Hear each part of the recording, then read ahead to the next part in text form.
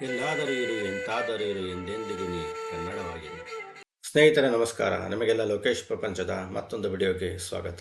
ಸ್ನೇಹಿತರೆ, ನಿಮಗೆಲ್ಲ ಗೊತ್ತಿರೋ ಹಾಗೆ ಮಹಾಭಾರತದ ಕುರುಕ್ಷೇತ್ರ 18 ದಿನ ನಡೆಯಿತು. ಆದರೆ ಅವರಿಬ್ಬರು ಯೋಧರು ಇದ್ದಿದ್ದರೆ, ಮನಸ್ಸು ಪಟ್ಟಿದ್ದರೆ 18 ದಿನದ ಯುದ್ಧವನ್ನು ಕ್ಷಣಾರ್ಥದಲ್ಲಿ ಮುಗಿಸಿಬಿಡುತ್ತಿದ್ದರು. ಮೊದಲನೆಯದು ಶ್ರೀಕೃಷ್ಣ. ಆದರೆ ಕೃಷ್ಣರು ಯುದ್ಧದ ಮೊದಲೇ ಹೇಳಿದ್ದರು, ನಾನು ಯಾವುದೇ ಶಸ್ತ್ರ ಹಿಡಿಯುವುದಿಲ್ಲ ಎಂದು. ಮತ್ತಿನ್ಯಾರು ಆ ಇನ್ನೊಬ್ಬ ಪರಾಕ್ರಮಿ ಯೋಧ? ಅರ್ಜುನನ, ಕರ್ಣನ, ಭೀಷ್ಮನ ಅಥವಾ ಅಶ್ವತ್ಥಾಮನ? ಆ ಮಹಾಯೋಧರಲ್ಲಿ ಯಾರೂ ಅಲ್ಲ. ಆ ಯೋಧನ ಶಕ್ತಿ ಎಷ್ಟು ಅಪಾರವಾಗಿತ್ತು ಅಂದರೆ, ಅವನು ಕೇವಲ ಒಂದು ನೋಟದಲ್ಲಿ ಯುದ್ಧದ ದಿಕ್ಕನ್ನು ತಿರುಗಿಸಬಲ್ಲವನಾಗಿದ್ದ.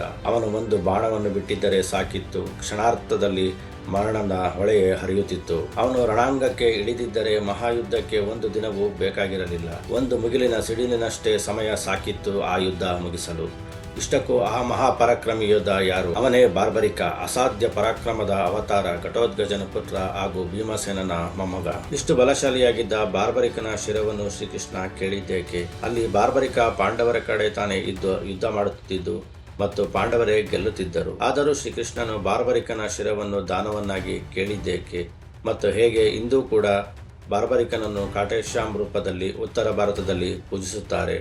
ಸ್ನೇಹಿತರೆ, ಬನ್ನಿ ಇಂದಿನ ಸಂಚಿಕೆಯಲ್ಲಿ ಆ ಅದ್ಭುತ ಯೋಧನ ಕುತೂಹಲಕಾರಿ ಕಥೆಯನ್ನು ನೋಡೋಣ. ಬಾರ್ಬರಿಕನು ಜನ್ಮದಿಂದಲೂ ಮಹಾ ಯೋಧನಾಗಿದ್ದ. ಅವನು ತನ್ನ ತಾತ ಭೀಮಸೇನ ಮತ್ತು ತಂದೆ ಘಟೋತ್ಕಚರಂತೆ ಮಹಾ ಬಲಶಾಲಿಯಾಗಿದ್ದ. ಬಾರ್ಬರಿಕನು ತನ್ನ ಕಠಿಣ ತಪಸ್ಸಿನಿಂದ ಪರಶಿವನಿಂದ 3 ಅಮೋಘ ಬಾಣಗಳ ವರಗಳನ್ನು ಪಡೆದಿದ್ದನು. ಆ ಬಾಣಗಳು ಎಷ್ಟು ಬಲಶಾಲಿಯಾಗಿದ್ದವು ಎಂದರೆ, ಕೇವಲ 3 ಬಾಣಗಳಿಂದ ಅವನು ಲೋಕವನ್ನೇ ನಾಶ ಮಾಡಬಹುದಿತ್ತು ಅಥವಾ ಯಾರಿಗಾದರೂ ಜೀವದಾನ ಮಾಡಬಹುದಿತ್ತು. ಆ ಬಾಣಗಳ ವಿಶೇಷವೇನೆಂದರೆ, ಕುರುಕ್ಷೇತ್ರ ಯುದ್ಧವನ್ನು ಕ್ಷಣದಲ್ಲೇ ಮುಗಿಸುವಷ್ಟು ಬಲಶಾಲಿಯಾಗಿದ್ದವು ಆ ಬಾಣಗಳು. ಮೊದಲನೇ ಬಾಣ ಗುರಿ ಮಾಡಿದ್ದ ಎಲ್ಲಾ ವಸ್ತುಗಳ ಮೇಲೆ ಗುರುತು ಹಾಕುತ್ತಿತ್ತು. ಎರಡನೇ ಬಾಣ ಮೊದಲು ಬಾಣ ಗುರುತಿಸಿದ ಎಲ್ಲವನ್ನು ನಾಶ ಮಾಡುತ್ತಿತ್ತು. ಮೂರನೇ ಬಾಣ ಮೊದಲು ಬಾಣ ಗುರುತು ಮಾಡಿದ್ದನ್ನು ಉಳಿಸುತ್ತಿತ್ತು. ಅಂದರೆ ಬಾರ್ಬರಿಕ ಯುದ್ಧಕ್ಕೆ ಇಳಿದಿದ್ದರೆ ಒಂದೇ ಬಾಣದಲ್ಲಿ ಕೌರವರ ಸೈನ್ಯ ಆಗಲಿ ಅಥವಾ ಪಾಂಡವರ ಸೈನ್ಯ ಆಗಲಿ ಅವರ ಸಂಪೂರ್ಣ ನಾಶ ಮಾಡಬಹುದಿತ್ತು.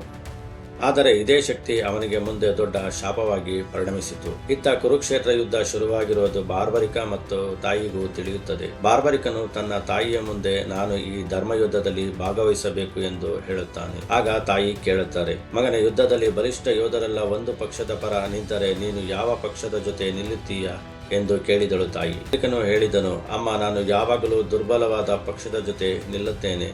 ಯಾರು ಸೋಲಿನ ಅಂಚಿನಲ್ಲಿ ಇರುವವರು ನಾನು ಅವರ ಪಕ್ಷಕ್ಕೆ ಸೇರುತ್ತೇನೆ ಎಂದು. ಈ ಮಾತೆ ಬಾರ್ಬರಿಕನಿಗೆ ಕೊನೆಗೆ ಮುಳ್ಳಾಗಿ ಪರಿಣಮಿಸಿತು. ಈ ಮಧ್ಯೆ ಎರಡೂ ಕಡೆಗಳಲ್ಲೂ ಪಾಂಡವರು ಹಾಗೂ ಕೌರವರಲ್ಲಿ ಯುದ್ಧ ಎಷ್ಟು ದಿನ ನಡೆಯಲಿದೆ, ಯಾರು ಗೆಲ್ಲಬಹುದು ಎಂಬ ಚರ್ಚೆ ಕೂಡ ಶುರುವಾಗಿತ್ತು. ಈ ವಿಚಾರ ಭೀಮನ ಮೊಮ್ಮಗನಾದ ಘಟೋತ್ಕಚನ ಮಗ ಬಾರ್ಬರಿಕನಿಗೂ ತಿಳಿಯುತ್ತದೆ. ತಾಯಿಯಿಂದ ಅನುಮತಿ ಪಡೆದು ಪಾಂಡವರ ಶಿಬಿರಕ್ಕೆ ಸೇರುತ್ತಾನೆ. ಶಿಬಿರ ತಲುಪಿದ ಬಾರ್ಬರಿಕನು ಮೊದಲು ಶ್ರೀಕೃಷ್ಣರಿಗೆ ನಮಿಸಿ ನಂತರ ಪಾಂಡವರಿಗೂ ನಮಸ್ಕಾರ ಮಾಡುತ್ತಾನೆ. ಅಷ್ಟರಲ್ಲೇ ಒಂದು ಗೂಢಚಾರಿ ಯುಧಿಷ್ಠರನ ಬಳಿ ಬಂದು ಹೇಳುತ್ತಾನೆ, ಮಹಾರಾಜ, ನಾನು ಈಗಷ್ಟೇ ಕೌರವರ ಶಿಬಿರದಿಂದ ಬರುತ್ತಿದ್ದೇನೆ.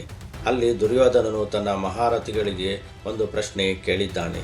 ಪಾಂಡವರು ಹಾಗೂ ಅವರ ಸೇನೆಯನ್ನು ಯಾರಿಗೆ ಎಷ್ಟು ದಿನಗಳಲ್ಲಿ ಸಂಹರಿಸಲು ಶಕ್ತಿ ಇದೆ ಎಂದು. ಅದಕ್ಕೆ ಪಿತಾಮಹ ಹೇಳಿದರು, ನಾನು 5 ಪಾಂಡವರು ಮತ್ತು ಅವರ ಸೇನೆಯನ್ನು 1 ತಿಂಗಳಲ್ಲಿ ಕೊಲ್ಲಬಹುದು ಎಂದು. ದ್ರೋಣಾಚಾರ್ಯರು ಹೇಳಿದರು, ನಾನು 15 ದಿನಗಳಲ್ಲಿ ಎಂದು. ಅಶ್ವತ್ಥಾಮನು ಹೇಳಿದನು, ನಾನು 10 ದಿನಗಳಲ್ಲಿ ಮುಗಿಸಬಲ್ಲೆ ಎಂದು. ಕರ್ಣನು ಹೆಮ್ಮೆಯಿಂದ ಹೇಳಿದನು, ನನಗೆ 6 ದಿನ ಮಾತ್ರ ಸಾಕು ಎಂದು. ಇದನ್ನು ಕೇಳಿ ಯುಧಿಷ್ಠರರು ಚಿಂತೆಗೆ ಒಳಗಾದರು. ಗೂಢಚಾರರನ್ನು ಹೊರಗೆ ಕಳುಹಿಸಿದ ಮೇಲೆ ಯುಧಿಷ್ಠರನು ತನ್ನ 4 ತಮ್ಮರನ್ನು ಕೇಳಿದರು, ನೀವು ಎಷ್ಟು ದಿನಗಳಲ್ಲಿ ಯುದ್ಧ ಮುಗಿಸಬಲ್ಲಿರಿ ಎಂದು. ಯಾರಿಂದಲೂ ಉತ್ತರ ಬರಲಿಲ್ಲ. ಕೊನೆಗೆ ಅರ್ಜುನನು ಹೇಳಿದನು, ಪಿತಾಮಹ ಮತ್ತು ಗುರುಗಳು ಹೇಳಿದ್ದು ಅಸತ್ಯ. ಜಯ ಪರಾಜಯವನ್ನು ಮುಂಚಿತವಾಗಿ ಹೇಳುವುದೆಂದರೆ ಸುಳ್ಳು. ನಾನು ಒಬ್ಬನೇ ಸಾಕು, 1 ದಿನದಲ್ಲಿ ಸಂಪೂರ್ಣ ಕೌರವರನ್ನು ನಾಶ ಮಾಡಬಹುದು ಎಂದು. ಇದನ್ನು ಕೇಳಿದ ಘಟೋತ್ಕಚನ ಮಗ ಬಾರ್ಬರಿಕನು ನಗುತ್ತಾ ಹೇಳುತ್ತಾನೆ, ಪಿತಾಮಹ, ನೀವು ಹೇಳಿದ್ದು ಸರಿಯಲ್ಲ. ನಾನು ಕೆಲವೇ ಕ್ಷಣಗಳಲ್ಲಿ ಕೌರವರು ಮತ್ತು ಅವರ ಸೇನೆಯನ್ನು ನಾಶ ಮಾಡಬಲ್ಲೆ ಎಂದು. ಅದಕ್ಕೆ ಶ್ರೀಕೃಷ್ಣರು ನಗುತ್ತಾ ಹೇಳುತ್ತಾರೆ, ಬಾರ್ಬರಿಕ, ಇದು ಹೇಗೆ ನಿನ್ನಿಂದ ಸಾಧ್ಯ? ನಂಬಲು ಅಸಾಧ್ಯವೆಂದು. ಆಗ ಬಾರ್ಬರಿಕನು ತನ್ನ ಬಳಿಯಲ್ಲಿದ್ದ 3 ಬಾಣಗಳನ್ನು ತೋರಿಸಿ, ಈ ಬಾಣಗಳಿಂದ ಸಾಧ್ಯ ಎಂದು ಹೇಳುತ್ತಾನೆ. ಬಾರ್ಬರಿಕನಿಗೆ ಪರೀಕ್ಷೆ ನೀಡಲು ಶ್ರೀಕೃಷ್ಣನು ಒಂದು ಮರದ ಬಳಿ ಕರೆದುಕೊಂಡು ಹೋಗುತ್ತಾರೆ. ಮರದ ಎಲ್ಲಾ ಒಣ ಎಳೆಗಳನ್ನು ಗುರುತು ಮಾಡಿ ಅದನ್ನು ಮಾತ್ರ ಕತ್ತರಿಸಬೇಕು ಎಂದು ಹೇಳುತ್ತಾರೆ. ಬಾರ್ಬರಿಕನು ಮೊದಲ ಬಾಣದಿಂದ ಎಲ್ಲಾ ಎಲೆಗಳನ್ನು ಗುರುತು ಮಾಡುತ್ತಾನೆ. 2ನೇ ಬಾಣದಿಂದ ಅವುಗಳನ್ನು ಕತ್ತರಿಸಲು ಹೊರಟಾಗ ಗಾಳಿಗೆ ಬಿದ್ದ ಒಂದು ಮರದ ಒಣ ಎಲೆಯನ್ನು ಶ್ರೀಕೃಷ್ಣರು ತನ್ನ ಪಾದದ ಕೆಳಗೆ ಮರೆಮಾಡುತ್ತಾರೆ. 2ನೇ ಬಾಣ ಮರದ ಒಣ ಎಲೆಗಳನ್ನೆಲ್ಲ ಕತ್ತರಿಸಿ ಬಂದು ಶ್ರೀಕೃಷ್ಣನ ಪಾದದ ಬಳಿ ನಿಲ್ಲುತ್ತದೆ. ಬಾರ್ಬರಿಕನು ವಿನಮ್ರವಾಗಿ ಹೇಳುತ್ತಾನೆ, ಪ್ರಭು, ನಿಮ್ಮ ಪಾದದ ಕೆಳಗೆ ನಾನು ಗುರುತಿಸಿದ ಒಂದು ಒಣ ಎಲೆ ಇದೆ. ದಯವಿಟ್ಟು ನಿಮ್ಮ ಪಾದವನ್ನು ತೆಗೆದುಕೊಳ್ಳಿ. ನನ್ನ ಬಾಣ ಗುರಿ ಎಂದು ತಪ್ಪುವುದಿಲ್ಲ ಎಂದು. ಶ್ರೀಕೃಷ್ಣರು ನಗುತ್ತಾ ಹೇಳುತ್ತಾರೆ, ನೀನು ಕ್ಷಣಾರ್ಥದಲ್ಲಿ ಯುದ್ಧ ಮುಗಿಸಬಲ್ಲ ಶಕ್ತಿ ಹೊಂದಿದ್ದೀಯಾ, ಆದರೆ ಇದು ಧರ್ಮಕ್ಕೆ ವಿರೋಧ ಎಂದು ಹೇಳುತ್ತಾರೆ. ಶ್ರೀಕೃಷ್ಣರು ಹೇಳಿದ್ದ ಮಾತನ್ನು ಕೇಳಿ ಪಾಂಡವರು ಆಶ್ಚರ್ಯಚಕಿತರಾಗುತ್ತಾರೆ. ಶ್ರೀಕೃಷ್ಣರು ನಗುತ್ತಾ ಹೇಳುತ್ತಾರೆ, ಏ ಬಾರ್ಬರಿಕ, ನೀನು ನಿನ್ನ ತಾಯಿಗೆ ಹೇಳಿರುವ ವಿಷಯವನ್ನು ಒಮ್ಮೆ ಇಲ್ಲಿ ಹೇಳು ಎಂದು ಹೇಳುತ್ತಾರೆ. ಆಗ ಬಾರ್ಬರಿಕನು ಹೇಳುತ್ತಾನೆ, ಪ್ರಭು, ನಾನು ನನ್ನ ತಾಯಿಗೆ ವಚನ ಕೊಟ್ಟಿದ್ದೇನೆ, ಯುದ್ಧದಲ್ಲಿ ದುರ್ಬಲ ಪಕ್ಷಕ್ಕೆ ಸಹಾಯ ಮಾಡುತ್ತೇನೆ ಎಂದು. ಅದಕ್ಕೆ ಭೀಮಸೇನ ಹೇಳುತ್ತಾರೆ, ಇಲ್ಲಿ ನಾವೇ ದುರ್ಬಲ ಪಕ್ಷವಲ್ಲವೇ ಎಂದು. ಅದಕ್ಕೆ ಶ್ರೀಕೃಷ್ಣರು ಉತ್ತರಿಸುತ್ತಾ ಹೇಳುತ್ತಾರೆ, ಬಾರ್ಬರಿಕ, ನೀನು ಪ್ರಾರಂಭದಲ್ಲಿ ಪಾಂಡವರ ಪರವಾಗಿಯೇ ಯುದ್ಧ ಮಾಡುತ್ತೀಯ, ಆದರೆ ಕ್ಷಣಾರ್ಥದಲ್ಲಿ ಕೌರವರು ಸಾಯಲು ಶುರುವಾಗುತ್ತಾರೆ. ಆಗ ನೀನು ದುರ್ಬಲರಾದ ಕೌರವರ ಪರ ನಿಂತು ಪಾಂಡವರನ್ನೇ ಕೊಲ್ಲುತ್ತೀಯಾ ಎಂದು. ಇದನ್ನು ಕೇಳಿದ ಪಾಂಡವರು ಚಿಂತೆಗೆ ಒಳಗಾಗುತ್ತಾರೆ.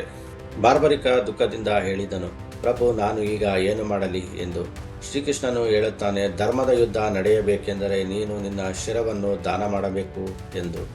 ನಂತರ ಬಾರ್ಬರಿಕನು ವಿನಂತಿಸಿದ, ಪ್ರಭು, ನಾನು ಈ ಧರ್ಮದ ಯುದ್ಧವನ್ನು ನೋಡಲು ಬಯಸುತ್ತೇನೆ ಎಂದು. ಶ್ರೀಕೃಷ್ಣರು ಆಶೀರ್ವದಿಸಿ ಹೇಳಿದರು, ನಿನ್ನ ಶಿರ ಯುದ್ಧವನ್ನು ನೋಡುತ್ತದೆ ಮತ್ತು ನೀನು ಈ ಧರ್ಮದ ಯುದ್ಧಕ್ಕೆ ಸಾಕ್ಷಿಯಾಗುತ್ತೀಯಾ ಎಂದು. ಬಾರ್ಬರಿಕನು ಒಂದು ಬಾಣವನ್ನು ಬಿಡುತ್ತಾನೆ. ಕ್ಷಣದಲ್ಲೇ ಅವನ ಶಿರ ದೇಹದಿಂದ ಬೇರ್ಪಟ್ಟು ಶ್ರೀಕೃಷ್ಣನ ಪಾದಗಳಲ್ಲಿ ಸೇರುತ್ತದೆ. ನಂತರ ಶ್ರೀಕೃಷ್ಣರು ಬಾರ್ಬರಿಕನಿಗೆ, ನೀನು ಈ ನಿನ್ನ ತ್ಯಾಗದಿಂದ ಅಮರನಾಗುವೆ ಎಂದು ಆಶೀರ್ವದಿಸುತ್ತಾರೆ. ಶ್ರೀಕೃಷ್ಣನ ಆಜ್ಞೆಯಂತೆ ಜಗದಂಬೆ ಬಂದರು. ಬಾರ್ಬರಿಕನ ಶಿರವನ್ನು ಅಮರಗೊಳಿಸಿದರು. ಶ್ರೀಕೃಷ್ಣನು ಬಾರ್ಬರಿಕನ ಶಿರವನ್ನು ಪರ್ವತದ ಮೇಲೆ ಪ್ರತಿಷ್ಠಾಪಿಸಿ ಹೇಳಿದರು, ಬಾರ್ಬರಿಕ, ನೀನು ಈ ಯುದ್ಧವನ್ನು ಪ್ರತ್ಯಕ್ಷವಾಗಿ ನೋಡುವೆ ಎಂದು. ಕುರುಕ್ಷೇತ್ರ ಯುದ್ಧ 18 ದಿನ ನಡೆಯಿತು.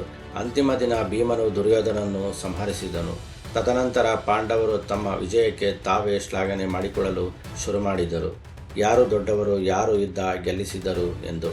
ಅಲ್ಲಿಗೆ ಶ್ರೀಕೃಷ್ಣರು ಬಂದು ಹೇಳುತ್ತಾರೆ, ವಿಜಯಕ್ಕೆ ನೀವು ಯಾರೂ ಕಾರಣರಲ್ಲ, ಇದನ್ನು ಒಬ್ಬನೇ ಹೇಳಬಲ್ಲ, ಯುದ್ಧವನ್ನು ಸಂಪೂರ್ಣವಾಗಿ ಕಂಡವನು ಮಾತ್ರ ಎಂದು ಹೇಳುತ್ತಾ ಎಲ್ಲರೂ ಬಾರ್ಬರಿಕನ ಶಿರವಿದ್ದ ಪರ್ವತದ ಕಡೆಗೆ ಹೋಗುತ್ತಾರೆ.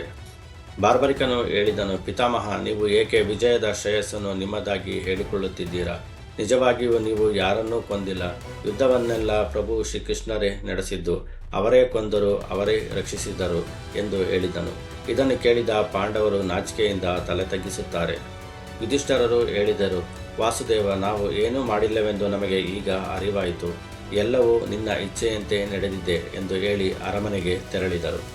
ಇಂದಿಗೂ ಕೂಡ ಬಾರ್ಬರಿಕನನ್ನು ರಾಜಸ್ಥಾನದಲ್ಲಿ ಕಾಟೇಶಾಮ್ ಎಂಬ ಹೆಸರಿನಿಂದ ಪೂಜೆ ಮಾಡುತ್ತಾರೆ. ಸ್ನೇಹಿತರೆ, ಅದಕ್ಕೆ ಅರಿತವರು ಹೇಳುತ್ತಾರೆ, ಮನುಷ್ಯನು ಅಹಂಕಾರವನ್ನು ಪಡಬಾರದು, ಏಕೆಂದರೆ ನಾವು ಎಲ್ಲರೂ ಆ ಪರಮಾತ್ಮನ ಕೈಯಲ್ಲಿರುವ ಒಂದು ಗೊಂಬೆಗಳು ಅಷ್ಟೇ. ಇರುವಷ್ಟು ದಿನ ಎಲ್ಲರೊಂದಿಗೂ ಬೆರೆತು ನಗುತ್ತಾ ಇರಬೇಕು ಎಂದು. ಸ್ನೇಹಿತರೆ, ಇದಾಗಿತ್ತು ಬಾರ್ಬರಿಕನ ಕತೆ. ವಿಡಿಯೋ ಇಷ್ಟವಾಗಿದ್ದರೆ ದಯವಿಟ್ಟು ಲೈಕ್ ಮಾಡಿ, ಶೇರ್ ಮಾಡಿ ಮತ್ತು ಚಾನಲ್ಗೆ ಸಬ್ಸ್ಕ್ರೈಬ್ ಮಾಡೋದನ್ನು ಮರೆಯಬೇಡಿ. ಕೆಳಗಿನ ಕಮೆಂಟ್ನಲ್ಲಿ ತಿಳಿಸಿ, ನೀವು ಮಹಾಭಾರತದಲ್ಲಿ ಯಾವ ವ್ಯಕ್ತಿಯ ವ್ಯಕ್ತಿತ್ವವನ್ನು ತುಂಬ ಇಷ್ಟಪಡುತ್ತೀರಾ ಎಂದು. ಮುಂದಿನ ವಿಡಿಯೋದಲ್ಲಿ ಮತ್ತೆ ಭೇಟಿಯಾಗೋಣ. ಅಲ್ಲಿವರೆಗೂ ಸರ್ವೇ ಜನೋ ಸುಖಿನೋ ಭವಂತು. ನಮಸ್ಕಾರ.